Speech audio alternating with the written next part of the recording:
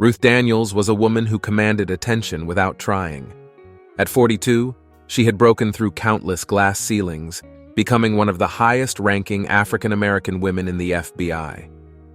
But today, dressed in a simple sundress and sandals, with her two sons, Carly and Max, at her side, she was just another mother running errands with her children.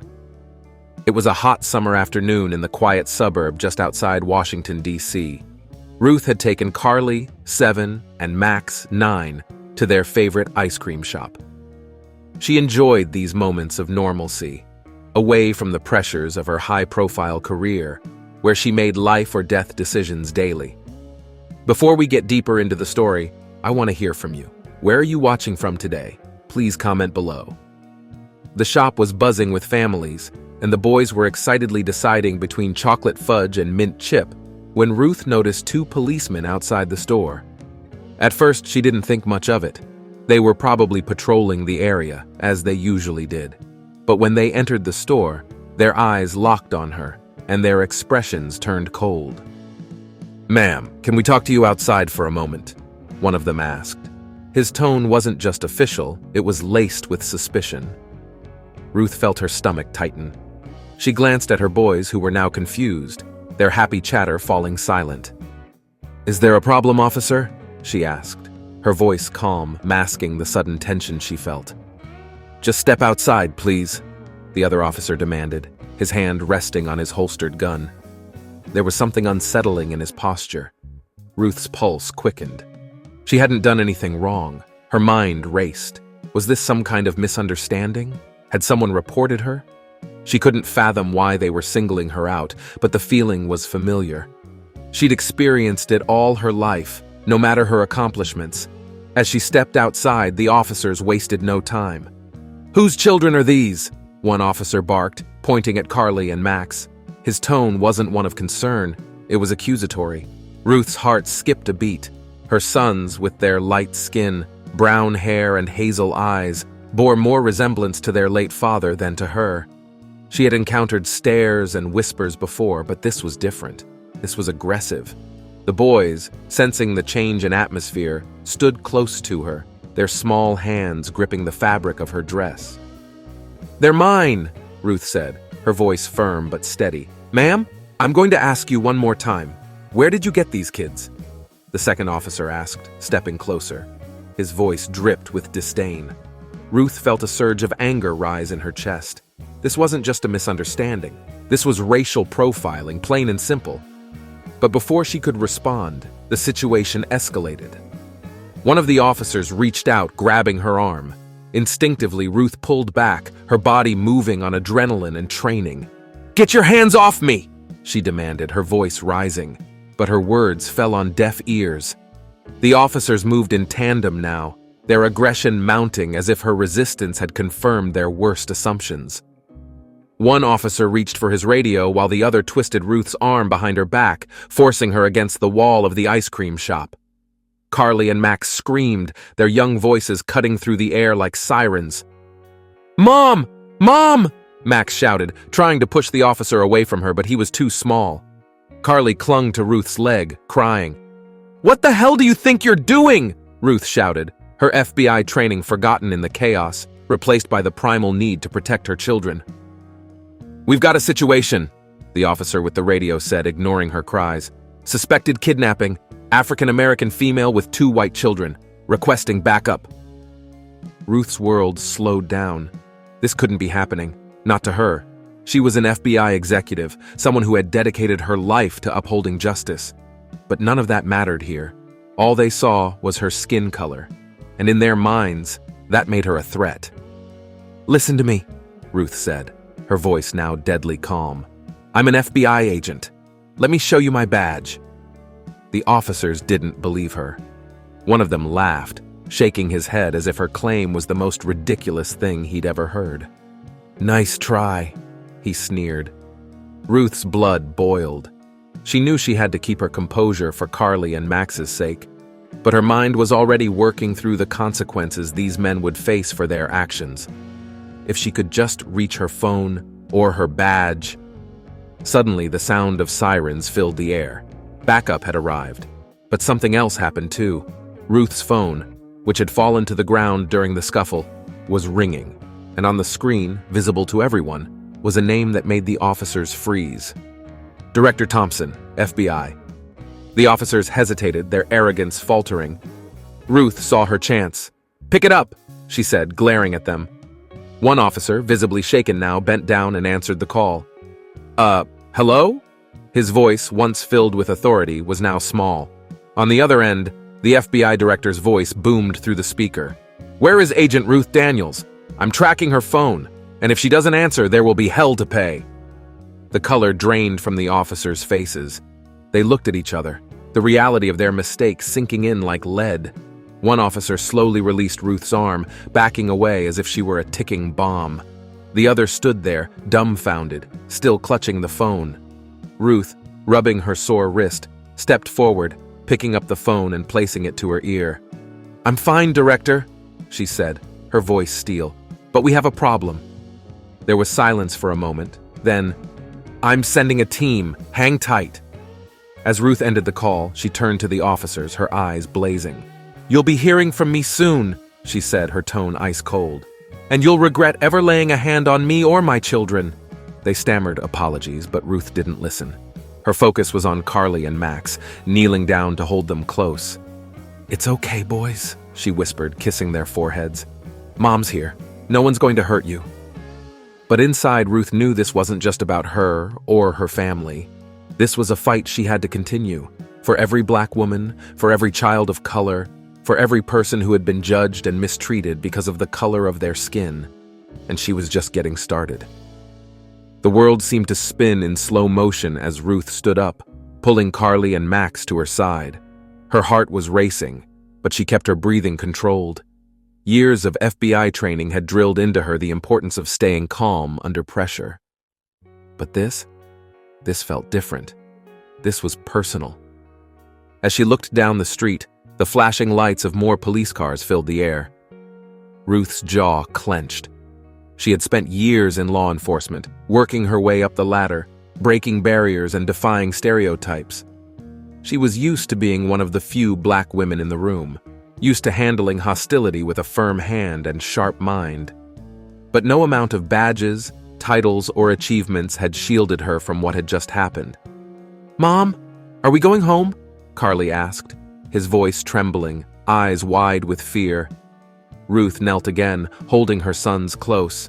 "Soon, baby. Just stay with me for a little longer, okay?" Max, who was always the more observant one, glanced at the officers and whispered, "They thought you were a bad guy." "Why, Mom? Why'd they hurt you?" Ruth felt her throat tighten, emotions swirling behind her calm facade. How do you explain this kind of hatred and ignorance to a child? How do you make sense of something that doesn't make sense? Before she could answer, the commanding voice of FBI Director Thompson cut through the tense air. He stepped out of a sleek black SUV, his face etched with concern as he made a beeline for Ruth. Behind him, a small group of federal agents flanked him, their expressions mirroring his seriousness. "Agent Daniels!" Thompson called, his gravelly voice booming. The moment he reached her, his eyes scanned her face, then down to her arm, where faint bruises were already forming. "What the hell happened here?" Ruth rose to her feet, her gaze hardening as she looked at the officers who had assaulted her. The crowd of onlookers had grown, murmurs spreading as more people realized who she was. Some had filmed the entire thing, footage that would no doubt go viral. "These officers attacked me, Director," Ruth said, her voice steady, though anger simmered beneath the surface. "They accused me of kidnapping my own children." Director Thompson's face darkened. He turned to the officers, who now looked like ghosts of their former selves, faces pale and drenched in sweat. "Is this true?" he barked. The officers stammered, looking everywhere but at Ruth. We didn't know. We thought," one started, but Thompson cut him off. "You didn't think at all, that's the problem," Thompson snapped. He motioned to the federal agents behind him. "Get these men out of my sight." As the agents escorted the disgraced officers away, Thompson's gaze softened as he turned back to Ruth. "I'm sorry, Ruth. You know this isn't right. And it sure as hell isn't over. Ruth nodded, swallowing the lump in her throat. She wanted to scream, to cry, but she had to keep it together, for her boys. "No, it isn't over," she said quietly. "I want this handled officially, an internal investigation, charges if necessary. This can't just be swept under the rug." "You have my word," Thompson replied. "I'll personally oversee it." But Ruth wasn't naive. She knew how these things worked. Promises were made, investigations dragged on, and more often than not, accountability faded into the background. But not this time. Not with her. Not when her sons had witnessed everything firsthand. Carly and Max stood close to her, holding onto her dress, still shaken. Ruth felt a surge of determination. This wasn't just about the injustice done to her. This was about what her boys had seen, about the world they were growing up in. A world where their mother could be assaulted and humiliated simply for existing while black. "Let's go home," she said softly, guiding her boys toward the car that Thompson had arranged for them. As they walked, Ruth's phone buzzed again. She glanced at the screen. Her inbox was flooded with messages. News outlets, civil rights activists, colleagues all reaching out. Word had spread like wildfire. Ruth hesitated for a moment, then handed her phone to Carly. "Answer it, honey. Let them know we're safe." Carly took the phone, still nervous but determined to be brave like his mom. "Hello?" he said, his small voice echoing through the line. As they drove home, Ruth leaned back in her seat, exhaustion settling over her. But she couldn't rest. Not yet. There were phone calls to make, statements to prepare. This fight had only just begun. When they reached their house, Ruth sat Carly and Max down at the kitchen table. She had to explain it, no matter how much it hurt. They needed to understand. "You know, what happened today wasn't right," Ruth began, her voice quiet but steady. "But I want you to remember something. What those men thought about me, about us, doesn't define who we are. We are strong, we are smart, and we don't let fear or hate stop us from being who we are." Max looked up at her, his brow furrowed. "But what if it happens again?" Ruth sighed, her heart heavy with the weight of the truth she had to tell them. "It might. But every time something like this happens, we fight back. We make sure they know who we are, and we don't let them win." Carly, still clutching the phone, spoke up. "Are we going to make them pay, Mom?" Ruth looked at her sons, so young, yet already touched by the harshness of the world. She nodded, her resolve hardening. "Yes, we're going to make sure they understand they can't treat people like this. Not me, not anyone." The next morning, Ruth stood in front of a room full of reporters, cameras flashing, microphones thrust toward her. She was still Ruth Daniels, mother to Carly and Max, but she was also an FBI executive, a black woman who refused to stay silent.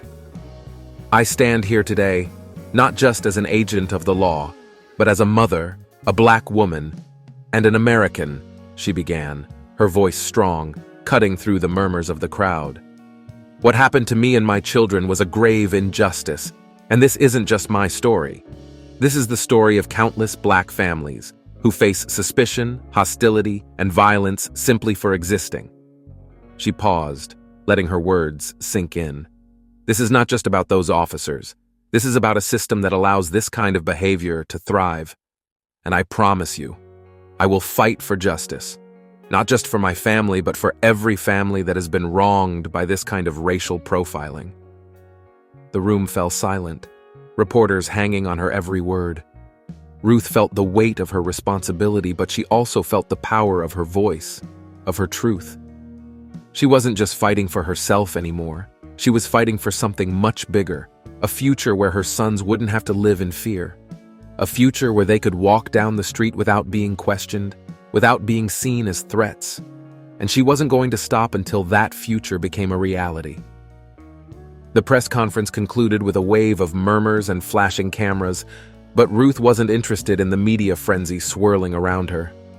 As she stepped away from the podium, a steady hum of adrenaline still pulsed through her veins. The weight of what she'd just declared hung in the air, but she wasn't naive. She knew that words weren't enough. Not in this world. Action had to follow, and she had to be prepared for the battle ahead. As Ruth left the conference, she noticed Thompson waiting in the wings. His expression was unreadable, but his presence was a reminder that despite the support he'd shown, she was still navigating a delicate balance.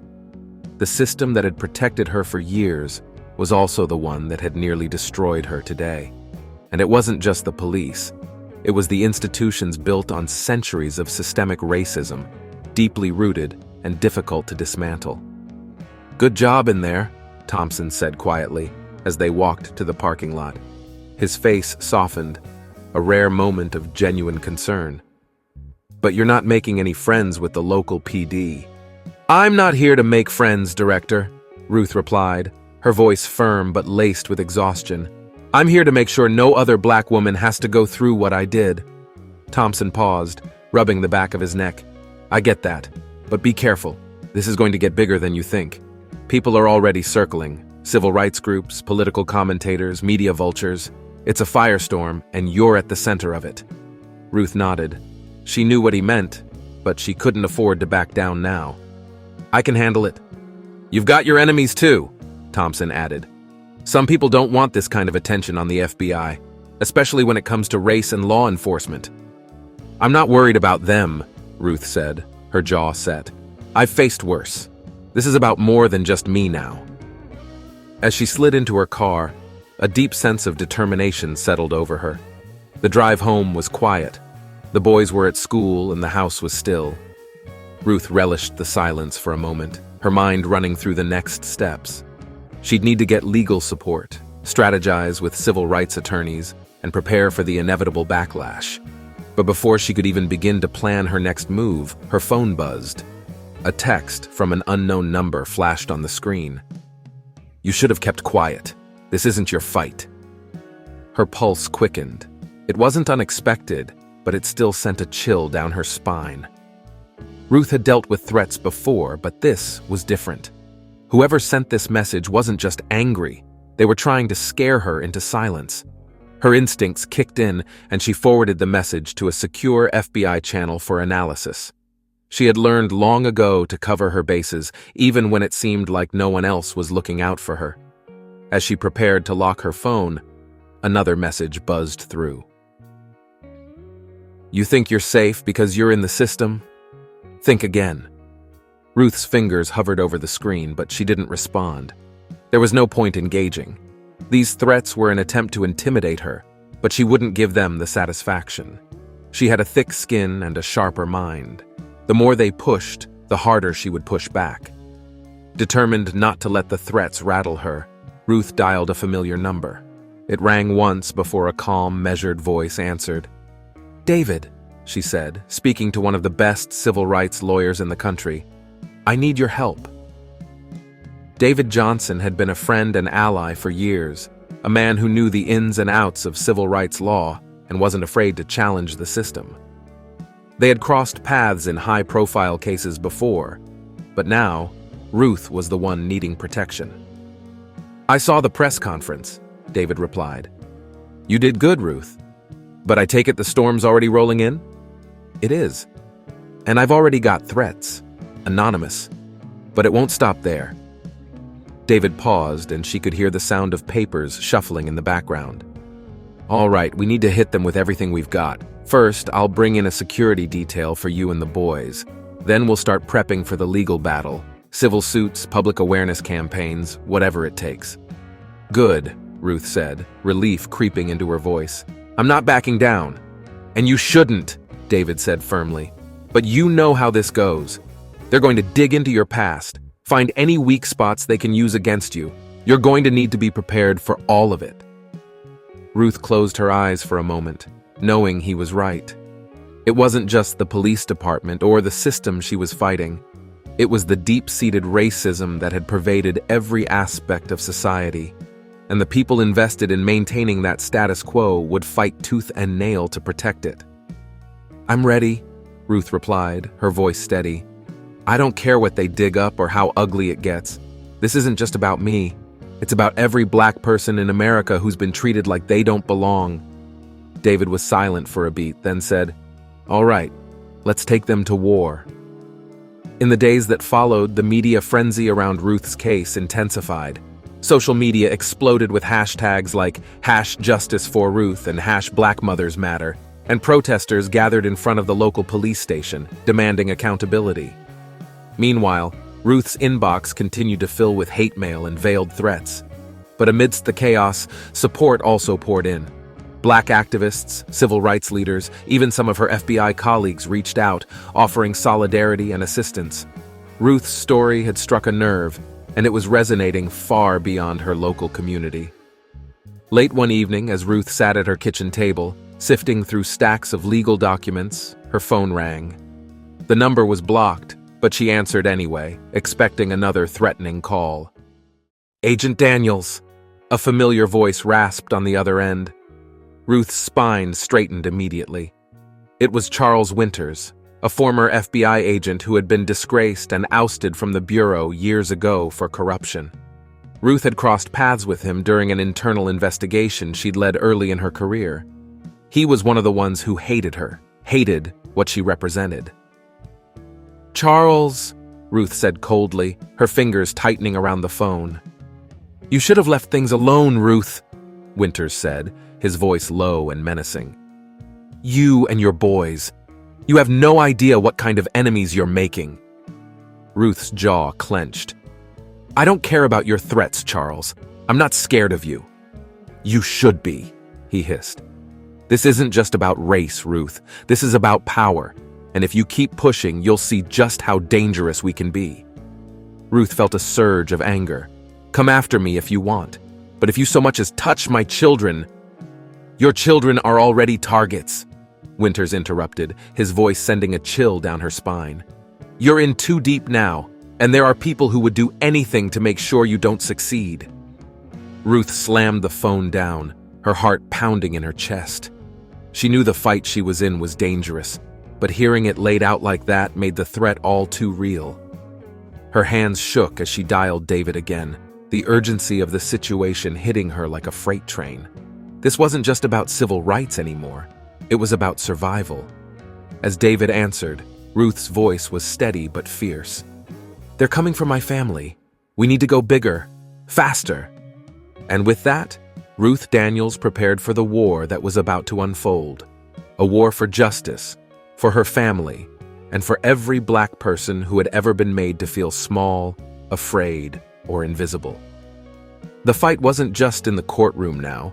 It was on the streets, in the hearts of a nation, and Ruth was ready to face it head-on. The next morning, Ruth sat in her living room, her coffee growing cold as she replayed the chilling conversation with Charles Winters in her mind. He had made it clear that she and her family were in real danger, but Ruth was no stranger to threats. In her years with the FBI, she had faced down organized crime rings, terrorist cells, and corrupt politicians. But this felt different. This was personal, and it was bigger than any single individual. As she reviewed the files David had sent over for the impending legal battle, Ruth's phone buzzed with a secure notification. It was a message from the Bureau's cyber forensics team. The tech unit had been quietly working on tracing the threats that had started pouring in after the press conference. Ruth opened the encrypted message and scanned the lines of text. "Preliminary analysis complete. First threat traced back to known shell accounts used by an alt-right group with connections to Charles Winters.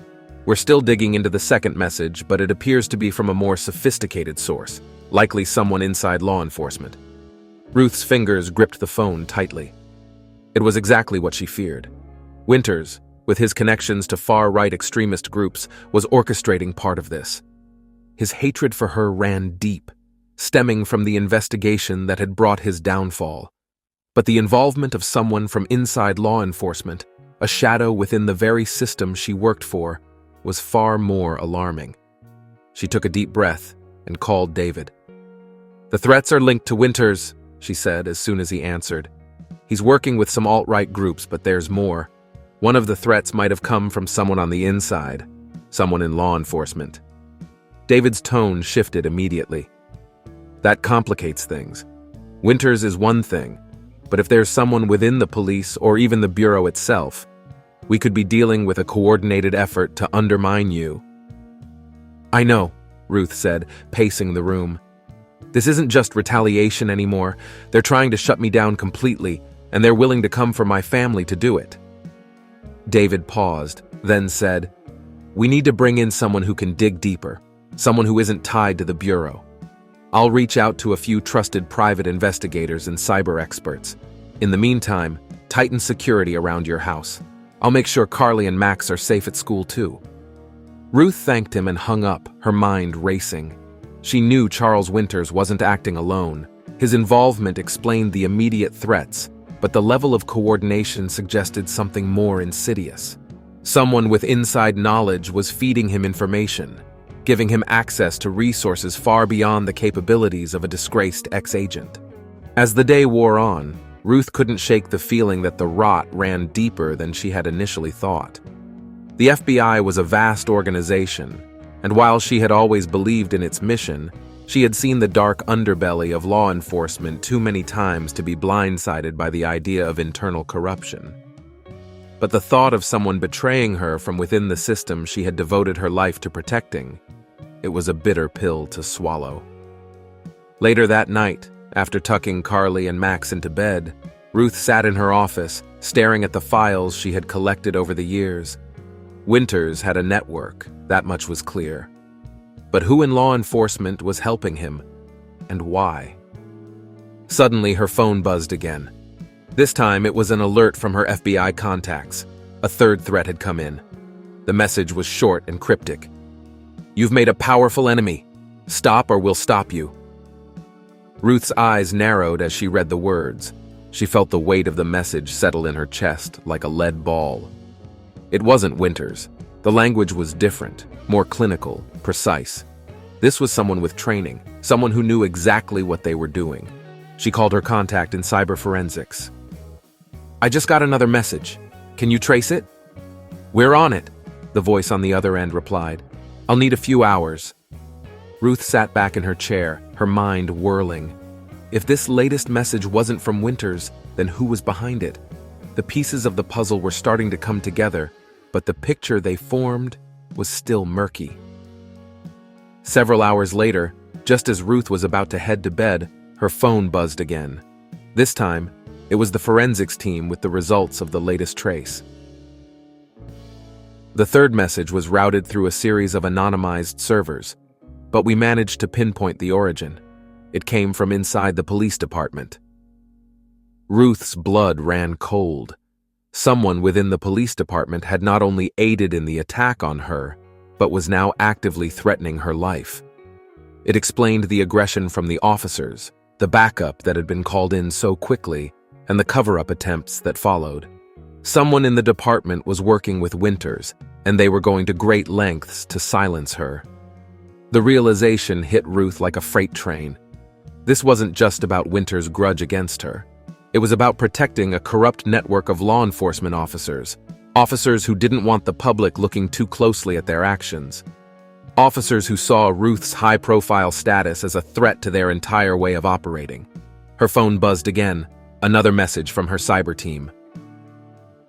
We believe the officer responsible for the third threat is Sergeant Lucas Hayes, head of the tactical unit. He's got ties to multiple incidents involving racial profiling and excessive use of force. We're still investigating his connection to Winters. Sergeant Lucas Hayes. Ruth recognized the name instantly. He had been on the radar for years, a cop with a reputation for brutality and a long list of complaints, but one who had always managed to avoid serious consequences. Ruth had even been involved in a few cases where his conduct had come into question, but like so many others, his superiors had shielded him from accountability. It all started to make sense. Hayes was the one orchestrating the attacks on her, likely feeding Winters information and resources in exchange for his silence on their deeper, shared corruption. This wasn't just a grudge anymore. This was a full-blown conspiracy, and it went higher than she had imagined. The next morning, Ruth met with David and laid out the findings. Hayes is the key, she said. He's the one working with Winters, and he's protected by layers of corruption inside the police department. We need to expose him, but we have to be careful. If we move too fast, they'll bury the evidence before we can act. David nodded. his expression grim. "We'll go after them strategically. Build a case they can't ignore, and when we're ready, we'll take them down." Ruth looked at him, fire in her eyes. "I'm not stopping until every single one of them is held accountable." And with that, Ruth Daniels prepared for the next phase of the battle, a battle not just for her family, but for the truth. She was no longer just fighting for justice. She was fighting to dismantle a system of corruption that had preyed on people like her for far too long. The stakes had never been higher, but Ruth was ready. She wasn't just an FBI agent anymore. She was a mother, a warrior, and a woman on a mission to expose the darkness hiding in plain sight. And no matter who came after her, she would not be silenced. Ruth's mind raced as she stood in front of her office window, staring out at the dim cityscape. The revelation about Sergeant Lucas Hayes and his connection to Charles Winters weighed heavily on her, but it also fueled her resolve.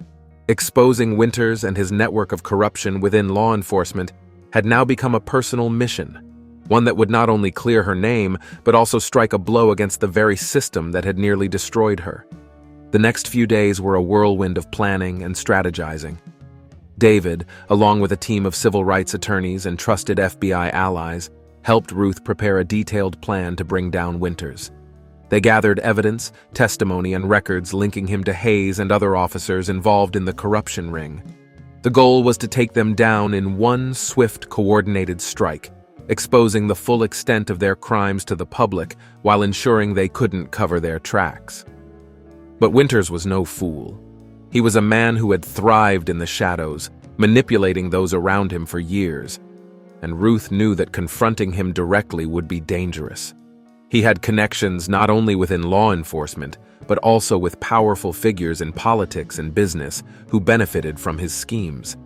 Taking him down would require precision and timing. One misstep, and everything could fall apart. Late one night, Ruth received a tip from one of her old FBI contacts who had been quietly digging into Winters' activities. "There's a meeting happening tomorrow night," the agent said over the phone. "Winters is meeting with Hayes and a few others, some powerful names. This could be the moment you've been waiting for. If you can catch them in the act, it'll be game over." Ruth's pulse quickened. This was the opportunity she had been hoping for, but it came with risks. They had to move carefully, or Winters would slip through their fingers again. The next day, Ruth and David coordinated with a small team of trusted federal agents to plan the raid. They knew they had to act quickly before Winters caught wind of their investigation. The plan was simple: gather concrete evidence of the conspiracy during the meeting, secure warrants, and arrest everyone involved. With Hayes and Winters both implicated, the whole network would unravel. As night fell, Ruth donned a wire and prepared for what could be the final confrontation. She couldn't afford to be directly involved in the raid itself, but she would be close by, monitoring every detail. This had to work. The location for the meeting was a private estate outside the city, discreet and heavily guarded. Ruth sat in an unmarked van with David and the federal agents, listening as surveillance teams moved into position. Her heart pounded in her chest, but her mind remained focused. She had waited years for this moment, and she couldn't let personal emotions cloud her judgment. Inside the estate, Winters and Hayes, along with several other men in positions of power, began discussing their plans to suppress the growing civil rights movement and protect their own interests. The conversation, laced with arrogance and malice, made it clear just how deeply entrenched their corruption ran. They spoke openly of using intimidation, bribery, and violence to keep control over the police department and the communities they oppressed. David signaled the team. "This is it. We've got enough," he said quietly. Ruth nodded. "Go." The agents moved in swiftly, breaching the estate security with practiced efficiency. Ruth listened as the sounds of the raid crackled through her earpiece, shouting, footsteps, and the unmistakable sound of handcuffs being slapped on wrists. Then, silence. A voice came through her radio. "We've got them. Winters, Hayes, and everyone else in that room are in custody." Ruth felt a wave of relief wash over her. It was over. Winters was finally caught. But as the agents began transporting the suspects out of the estate, something unexpected happened. Winters, who had been eerily calm throughout the raid, suddenly turned to the lead agent escorting him. "You think you've won, don't you?" Winters said, his voice low but laced with venom. "This is bigger than me, bigger than Hayes. You can't take down a system that doesn't want to be taken down." Ruth listened to the exchange, her fists clenched. She knew Winters was right, in a way. The system had protected men like him for decades, allowing them to operate with impunity. But what Winters didn't understand was that Ruth wasn't just trying to take down a single man or even a single corrupt department. She was fighting for something far bigger, a movement, a reckoning with the very structures that allowed this kind of injustice to flourish. "You're wrong," Ruth whispered to herself as she listened to the agents haul Winters into a waiting car. "We're going to take it all down piece by piece." The fallout from the raid was immediate. News of Winters' arrest, along with the capture of Hayes and several other high-profile figures, spread like wildfire. Ruth's press conference the following day was flooded with reporters eager to hear how she had managed to expose one of the largest corruption scandals in the history of law enforcement. Standing before the cameras, Ruth felt the weight of the moment settle on her shoulders. She spoke clearly and with conviction, detailing how the FBI had worked tirelessly to expose a network of corruption within the police department and beyond. She emphasized the importance of accountability, of ensuring that those in positions of power could no longer act without consequence. But Ruth also knew that this was just the beginning. Winters was right about one thing: this was bigger than him. The system that had allowed men like him to thrive was still in place, and dismantling it would take time, effort, and the collective will of a society ready for change. As the press conference ended, Ruth stepped away from the podium, her heart still racing. David approached her, a rare smile on his face. "You did it, Ruth," he said. "You exposed him." Ruth nodded, but there was no joy in her expression, only resolve. "We've won this battle," she said quietly, "but the war isn't over." David's smile faded as he realized the truth of her words. "No, it isn't," he agreed. "But today we've made progress, and that's worth fighting for." Ruth looked out at the crowd of reporters, the cameras still trained on her. She knew that the road ahead would be long and difficult, but for the first time in a while, she felt hope. Winters had been exposed, and with his fall, a domino effect had begun. There were more battles to fight, more people to hold accountable, but Ruth was ready for whatever came next. She had exposed Winters, but now she would turn her attention to the system that had protected him. She wouldn't stop until justice was served. In the weeks following the raid, Ruth found herself at the center of a media storm. Headlines celebrated her victory against Charles Winters and the corrupt officers within the police department, and interviews with legal analysts praised her tenacity and determination. The public's hunger for justice was palpable, and Ruth became a symbol of accountability and reform. But despite the surface-level praise, she knew this was only the beginning of a larger and more dangerous fight. Behind closed doors, the case against Winters and Sergeant Lucas Hayes began to take shape. Prosecutors prepared to go to trial, eager to make an example out of them. But as the legal process unfolded, Ruth quickly realized that Winters' cryptic words during his arrest weren't just empty bravado. His influence still lingered, and the deeper Ruth and her team dug, the more they uncovered the extent of the rot within the system. One afternoon, Ruth met with David and the legal team at a secure location, far from prying eyes. They had spent the last few days combing through new evidence, documents linking Winters to several high-ranking police officials, as well as key players in the city's government and business sectors. David laid out the latest findings on the table. "It's worse than we thought," he said, his voice low. Winters wasn't just running a corrupt ring inside the police department. He had people on his payroll in the mayor's office, the city council, and even in the judiciary.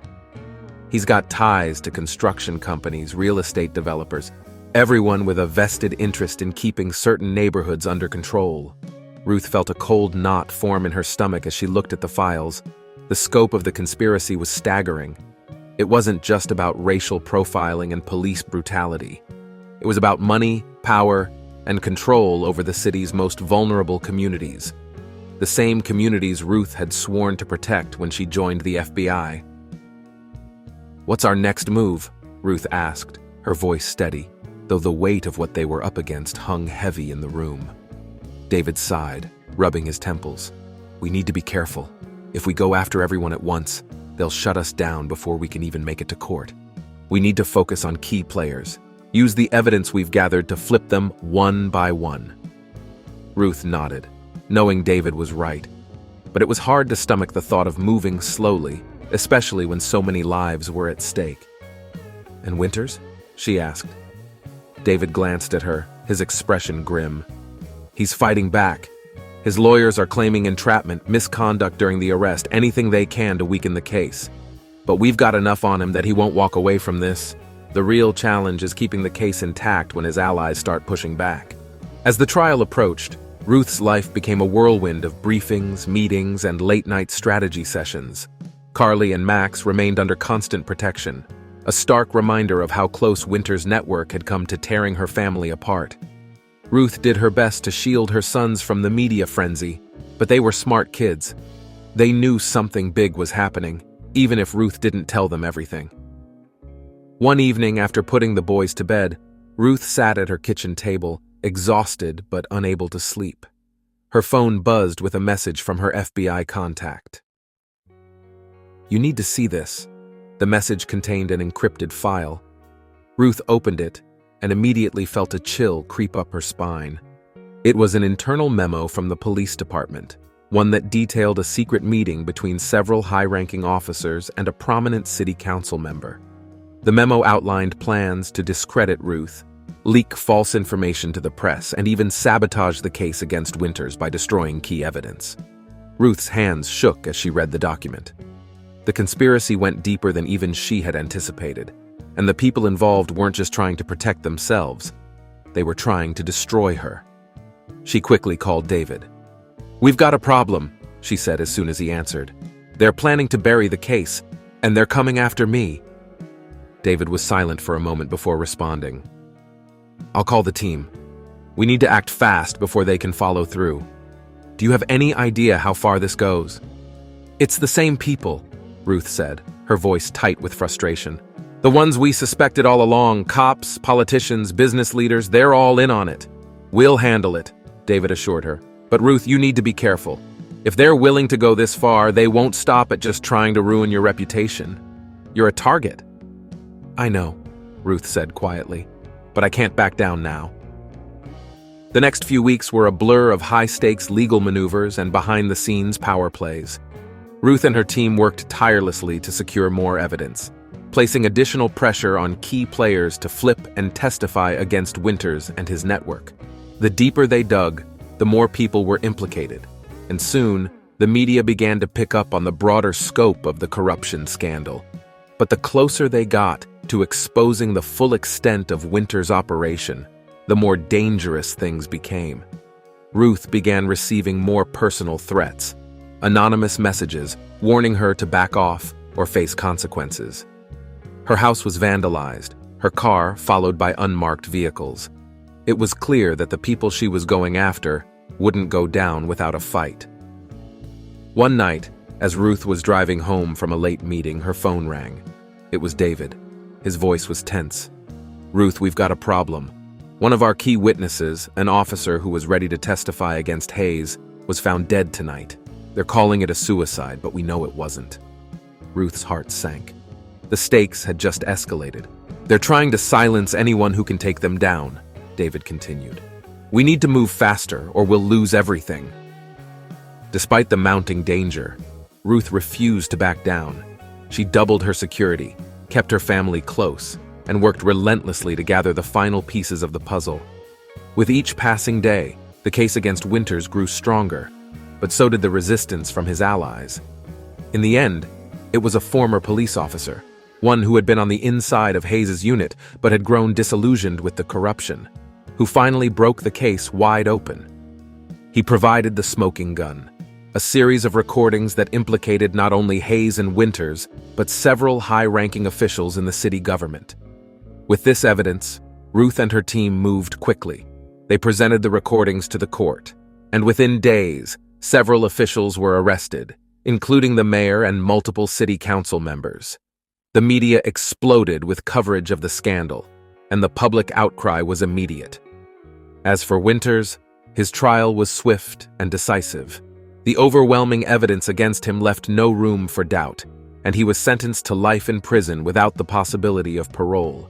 His empire of corruption had crumbled, and the city was left reeling from the revelations of just how deeply the rot had spread.